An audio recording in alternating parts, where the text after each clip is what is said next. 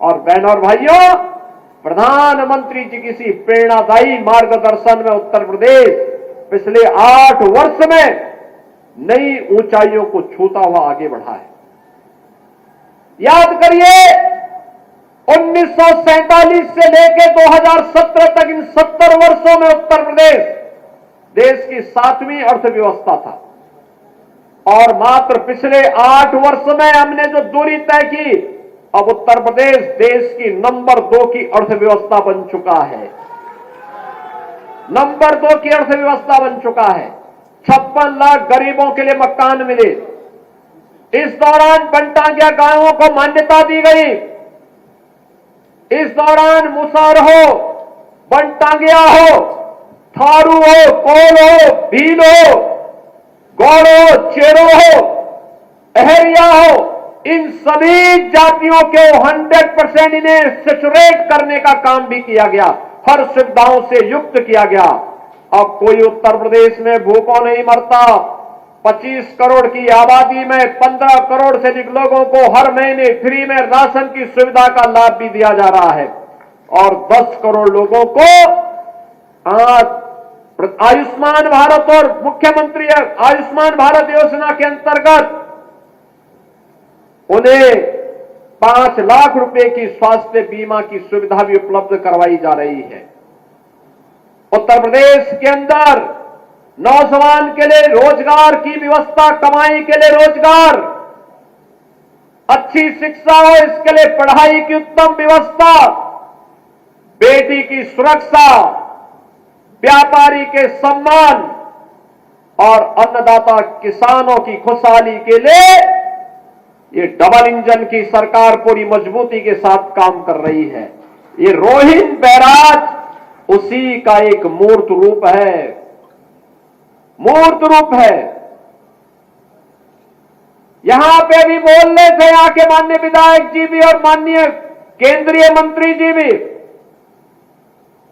वर्षों से 20 वर्षों से 25 वर्षों से इंतजार था लोगों को कि रोहिन में बैराज बने। पिछली सरकारों के पास अपने परिवार का पेट भरने की फुर्सत ही नहीं थी। जमीन लुटवाने की फुर्सत मिले तो विकास करे। अभी आपने देखा होगा, परसों ही देश की संसद में वक्फ बोर्ड संशोधन अधिनियम पारित किया है। अब वक्फ बोर्ड के नाम पर जमीनों पर कोई डकैती नहीं डाल सकता है, लूट खसोट नहीं हो सकती है, चौराहे की जमीनों पर कोई कब्जा नहीं कर सकता है। अब सार्वजनिक संपत्ति जो भी होगी, जो राजस्व की भूमि होगी, उसका उपयोग विद्यालय बनाने में, चिकित्सालय बनाने में, कॉलेज बनाने में, मेडिकल कॉलेज बनाने में, ऐसे बैराज बनाने में, गरीबों के लिए आवास बनाने में ही उसका उपयोग होगा। किसी बोर्ड के नाम पर लूट खसोट हमेशा के लिए लगाम लगाने का काम किया है। वक्फ बोर्ड संशोधन अधिनियम पारित होने के कारण अब ये मनमानेपन पर लगाम लगेगी।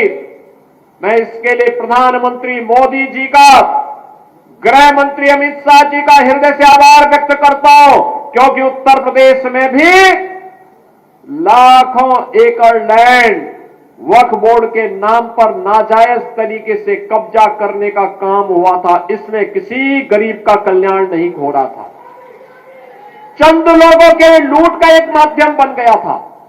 इस लूट पर अब लगाम लगेगी, सख्ती से लगाम लगेगी, और उसी लगाम के क्रम में आज हम सब आपके बीच यहां पर आए हैं। बहनों और भाइयों, आपने अच्छा विधायक दिया, पैरवी हुई। आपने अच्छा सांसद दिया, कार्य आगे बढ़ा। आज यहां पर रोहिन नदी का एक बैराज बन गया। 16,000 अन्नदाता किसान लाभान्वित होंगे। और मैं भी यहां के विधायक जी से कह रहा था, जिला प्रशासन से भी कह रहा था, इसके आसपास टूरी एक बहुत अच्छी वाटर बॉडी बनेगी। वाटर बॉडी बनने का मतलब अब यहां के माध्यम से आसानी से यहां पे रेस्टोरेंट बनकर के लोग पर्यटन के लिए, नौकायन के लिए भी यहां आ सकते हैं। बहुत अच्छा एक कार्यक्रम यहां पे होगा, अनावश्यक बाढ़ से बचाव भी होगी, रेस्टोरेंट बनेंगे, नए रोजगार के सृजन हो सकते हैं, नौकायन का आनंद लिया जा सकता है। कोई घर में अतिथि आया उसको घुमाने के लिए लेकर के आओ बॉर्डर क्षेत्र के इस पूरे क्षेत्र में। और नहीं तो हर बार होता था किसान तबाह होता था बरसात में, और जब उसको पानी की आवश्यकता होती थी तब पानी नहीं मिलता था।